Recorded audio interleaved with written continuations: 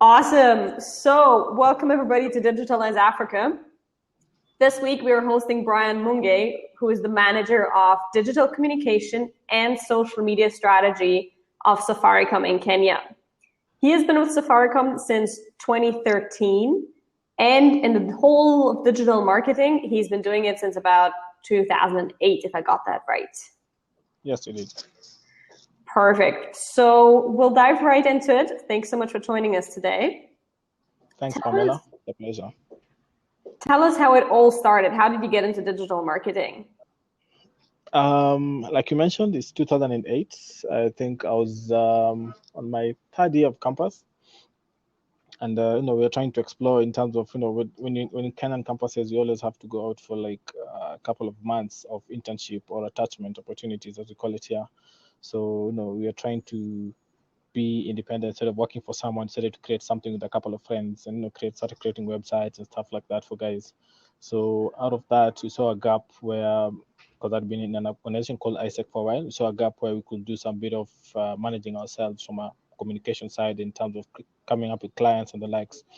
So of course, when Facebook started and Twitter, it's something we just jumped on because for the sake of it. But we started discovering opportunities out of it. So we had the guys who are doing the development, guys doing the designs. Not all of us are very strong in some of these areas, so we kind of diversified with other opportunities that was coming around the same ecosystem of the digital world. So that's basically how I got into it. Started doing Facebook. We started a company called Kenya Houses back in the days. And it was predominantly a Facebook group, a Facebook page that were trying to find open house and open spaces where guys can go and rent property. So it was purely an online thing. We were not going on the ground. It did well for that time. We used to do Facebook ads for like $40 current value, it's like 4,000 Kenya shillings back in those days, and you could run it for like a whole month and actually get value out of it. So it was pretty interesting. We were just experimenting, nothing much to lose at that time. Perfect. So basically for those that are studying today, maybe starting off with Snapchat gets you into digital marketing. You never know. True, very true. Nowadays there's so many platforms, so it's not as straightforward as it was. So you have to think around it quite a number of times before you reach out. So if you had to choose today, which part of digital marketing would you specialize in? I am more and more going into the communication bit. There's always the marketing is really sexy and tempting, so to say. So most guys who go online, the first thing you see you could be attracted to is the digital marketing side of things.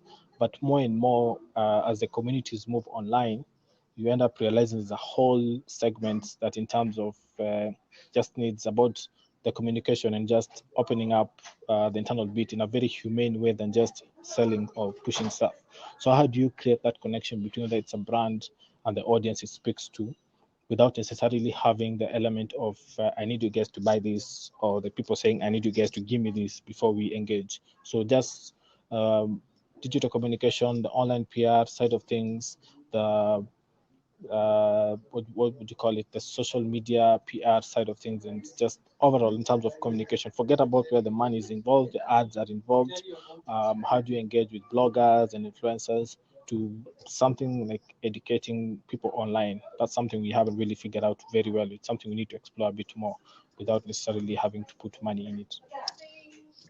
So as you just mentioned already, digital communications. Was there something recently that really impressed you in the area of digital communications? Two things. Of course, there's an emergence of digital-based professions.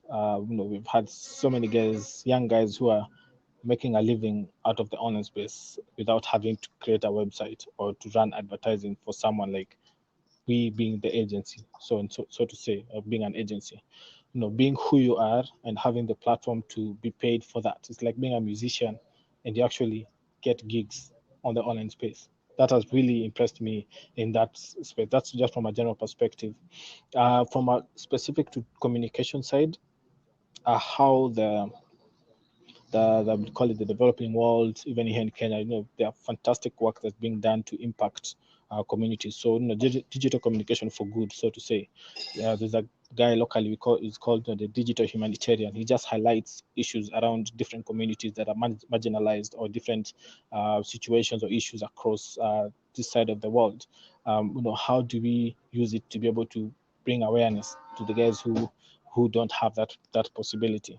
I think yesterday the government banned social media in Uganda, so that already tells you how powerful it's becoming as a tool just for communication between ourselves, between us monitoring the government, and between us exposing things that we think are unjust in the community. But on the flip side, you asked me something that impresses the element of people need to find out the truth a bit more. We don't have that layer of the professional layer of being a journalist, or being someone within the media profession, where you actually go and get a feedback from the person being accused, or the information that being spreading around, the rumors.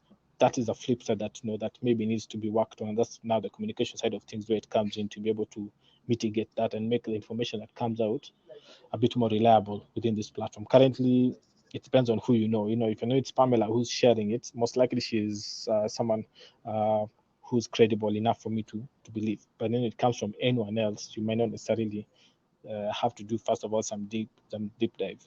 Twitter keeps killing people, quote unquote. Yeah, it's very interesting. I'm not sure if you've heard about it or seen it. There was this, I think, Ethiopian girl who has photoshopped herself into various pictures around the world. Yeah. Have you heard about that? Yeah, we heard about that. Actually, we had our own version. I think it was a Kenyan girl. She was it photoshopped Kenyan? In China, yes, different places in China, for a trip in China. And then, of course, good guys, Sam Gishuru, he's at a place called Naila behind Nairobi, where they incubate startups within this space. He just basically, in his own words, bullied his friends to put it together for her to actually visit China for that trip she had been longing for. And now she's even employed within that same space. So it's really positive out of it. She's doing project management within the same area. So it's really positive conversion that can come out of this space. So it's really exciting. It's really impressing me how human guys tend to become if given the chance within the digital space. Yeah, I think it really gives people now the chance that for who it was very difficult to get seen, to be seen in a very fast and efficient way. Yes, definitely. That is something very interesting. Now let's jump a little bit to Safaricom. What is kind of like your diagnosis of your organization's digital presence? Wow, okay. I actually thought you were going to ask me about the results, but it's fine. Let's not talk about the money today. So I think two key things for us guys that we keep looking at is if we are still a strong brand. And being a strong brand, it means it's being fueled by the kind of tone you're giving your brand online and how people relate to you. So the strength of the brand, which is fueled by the tone of who Safaricom is, this ties hand in hand with the audience you're speaking with. Other than the strength of the brand, we're looking also at the platforms. So, like you said, there's so much that keeps happening. Now we have Snapchat coming up and it's all over the place. How do we as Safaricom address it before it hits 500,000 people on the platform? That means 500,000 of our customers need us to be able to engage with them on that platform. So how do we think ahead in terms of the platform from a strategic point?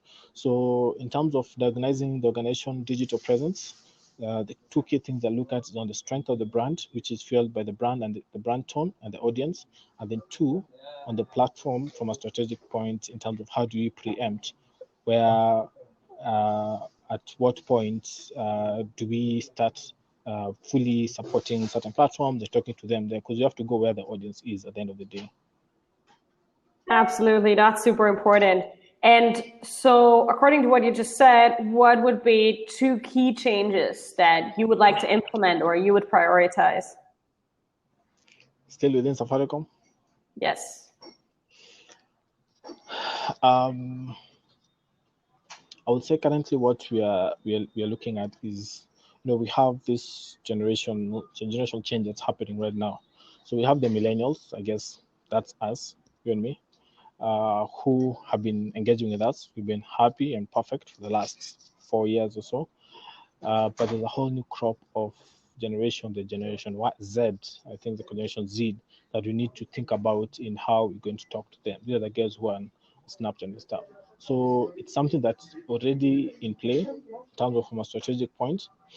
but I think we could still fast track it because these guys in the next few months, actually, they're gonna be a bit more aggressive in how they talk to us. Because over time, you come and realize, I think it's mostly for most brands in Kenya, there's been a slump in terms of the tone, in terms of how the customers talk to us within the online space. It's evident. So it's not because we're doing something wrong or we have changed in how we've been engaging with them, but that the audience has really they've grown into their numbers, they've grown into their demands, they've grown into how the expectations of us, we expect it to be the same way it was when there were only 200,000 people on Twitter.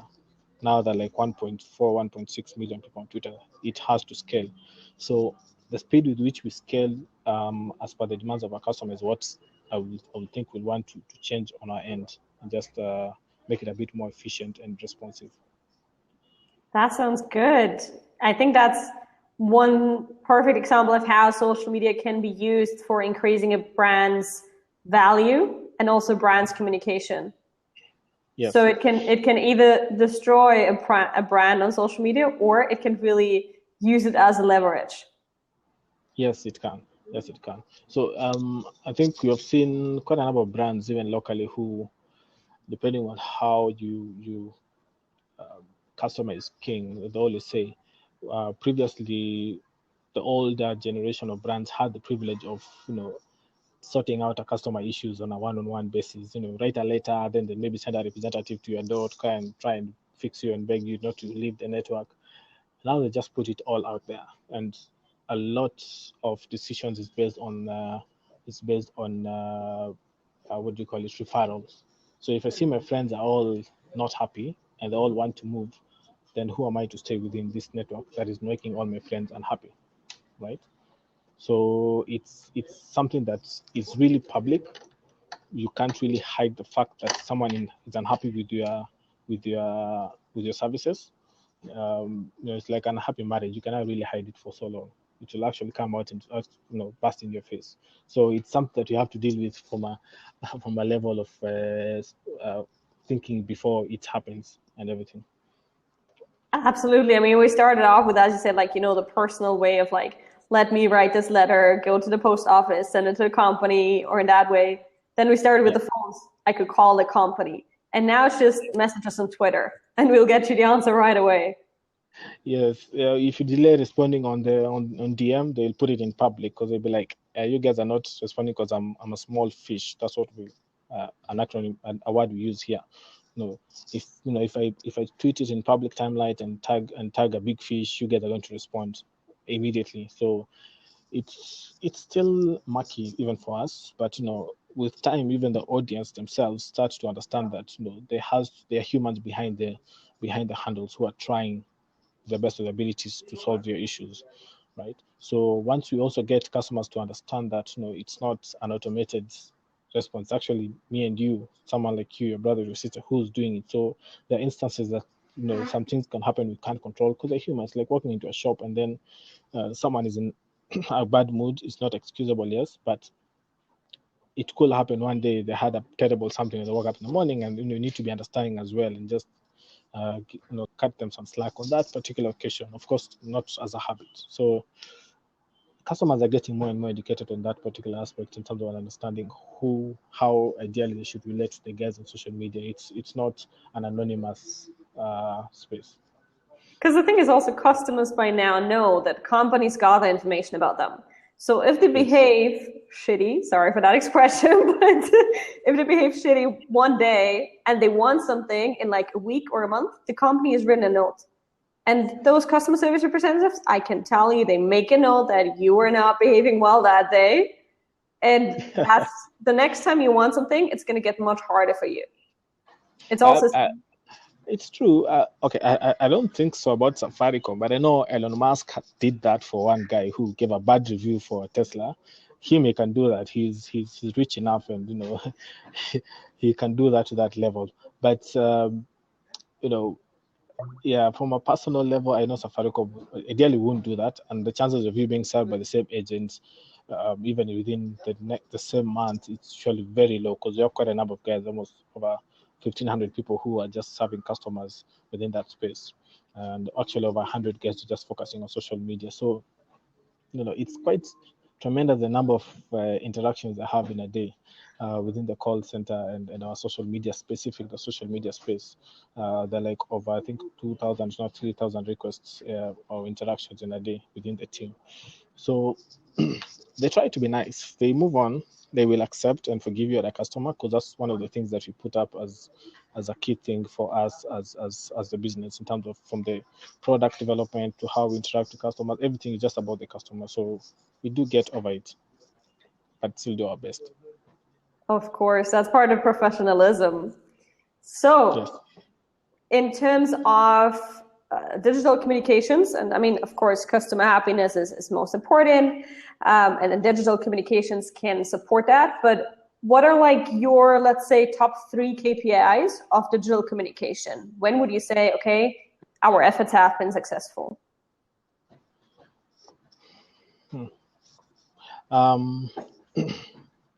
There's the short term and the I guess medium long term KPIs you have to adhere to. Short term is based on whether it's a specific campaign you're launching, or whether it's a product you're launching that it gets to be aware about. Of course, you're moving away from the idea of trending topics being KPIs. Let me just start with that. Trending topics are not KPIs in the level that we are as Kenya nowadays in terms of the digital space. So we're looking at we usually have NPS as a big thing for us, which is a Net Promoter Score, which is if you ask any of our customers, would they be able to recommend either the product or the service to someone else? So we've said in the next month, we are launching something new, and we're able to want by the end of the month, the people who are already within that service, are they satisfied enough to actually tell other people, yes, please get on this?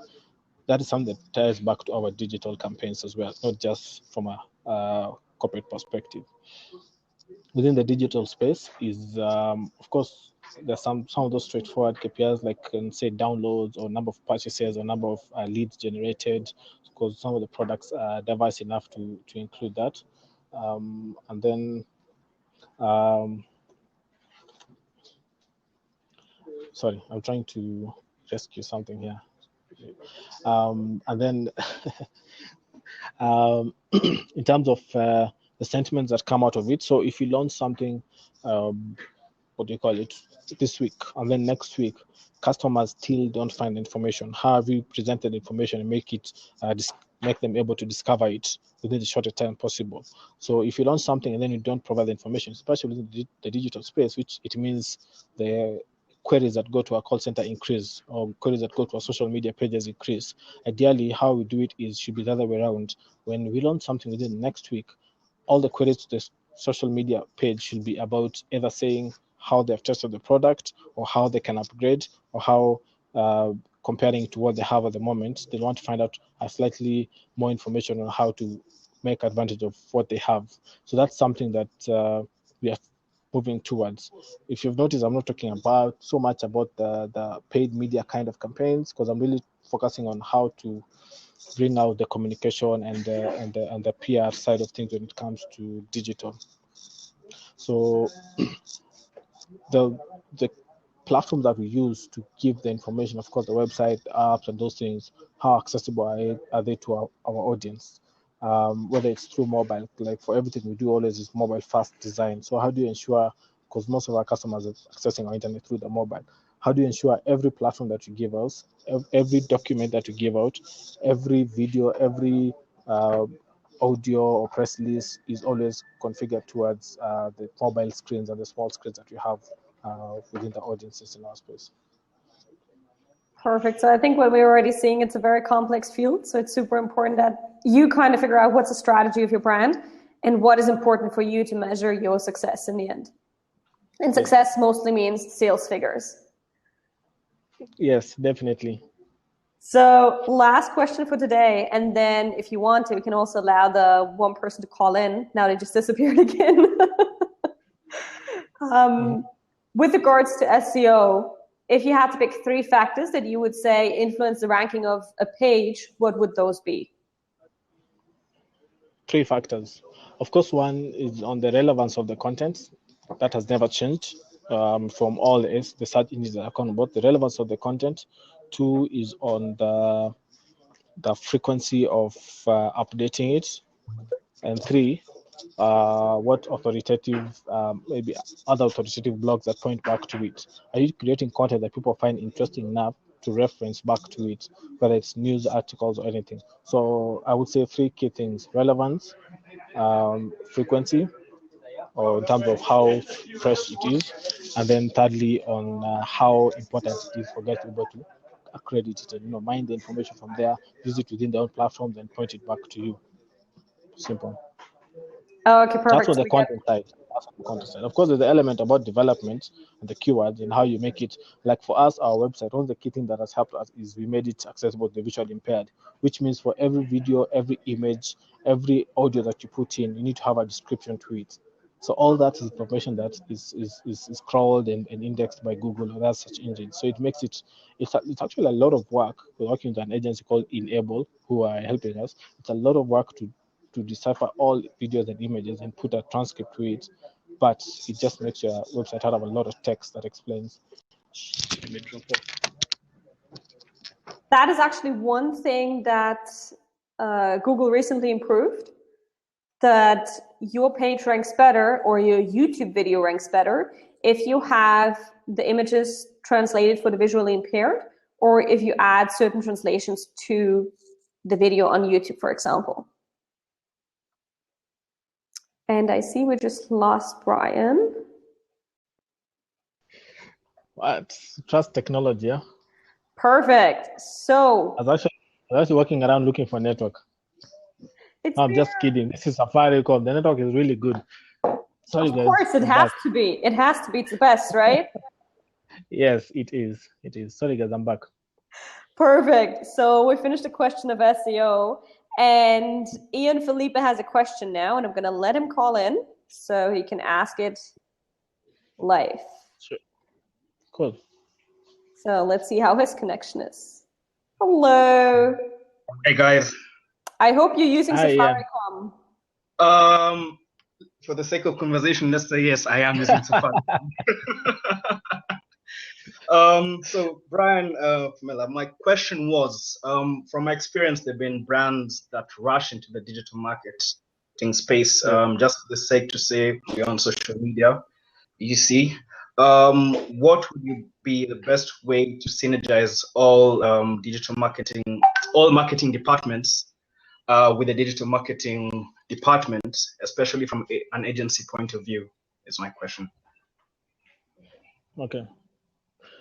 So if I got it correct, you're asking if from a customer perspective, from the client, yes, how do you ensure you have synergy between your marketing department and the agency that you're working with? Yes. Okay.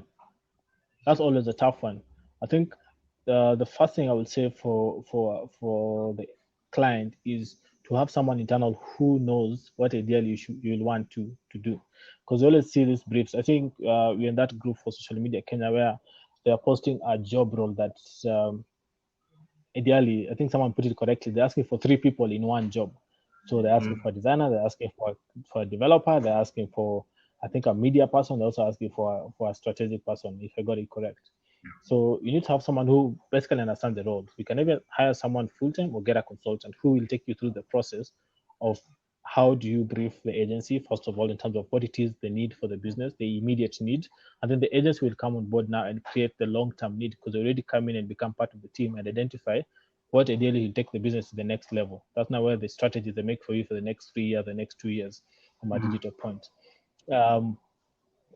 From my experience, there always has to be a single point of contact to make it easy for the agency to understand in terms of the translation of what the business needs, which is what's called the business needs, which is more likely the strategy, to how it's communicated to the agency, what the agency calls the brief. So if you have one person who can translate that in a way that both sides can understand, because that's ideally where I started from when I joined the NGO world, it helps in terms of no breakdown of communication.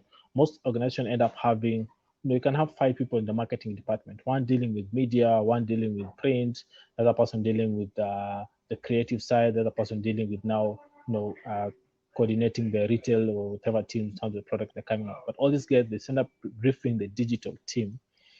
Definitely there'll be a breakdown of communication and how to handle it. So there has to be one person who basically understands both sides of the divide, understand the business and what it needs, and understand the digital side of things so they can know how to translate these needs to the agency and also put it back. So when the agency proposes stuff, usually you take it back to the bosses. If they're going directly, they'll be like, I don't see how that adds value to me, and which means the budget it cuts, which means agency guys are not happy.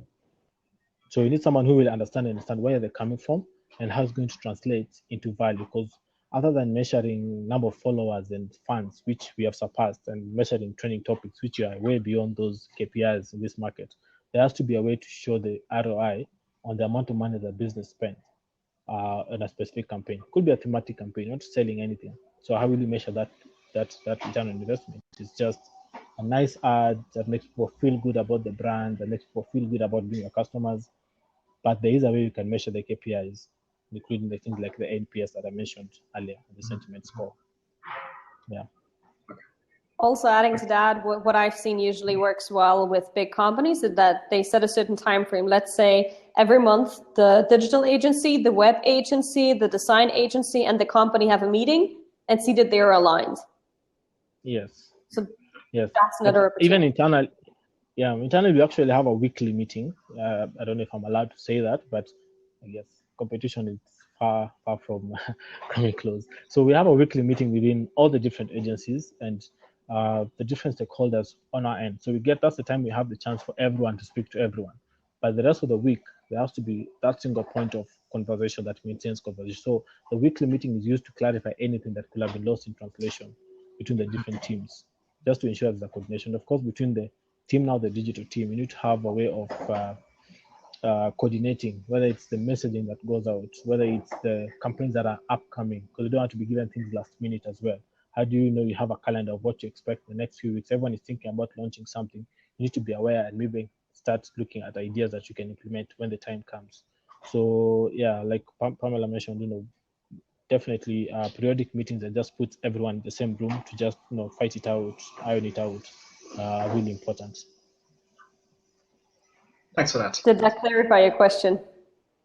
Yes, it does. Thank you. Awesome. You're welcome. And I think with that, if we don't have any other questions, we're already at the end of this session of Digitalize Africa.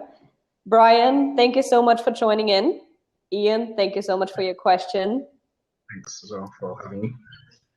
This talk will be up. Us. We seem to have a slight delay in communication. This talk will be up on YouTube in a few. Okay. And the next talk will be in 2 weeks. Who is it going to be? It's still a surprise, but it's all going to be posted on social media and Blab. So thank you so much for joining. I wish you a great evening ahead. Right now it is evening for us pretty much. Yes, it is. Thanks a lot, Pamela. You're welcome. Keep in touch. Take care, guys. Thanks. Bye. Bye.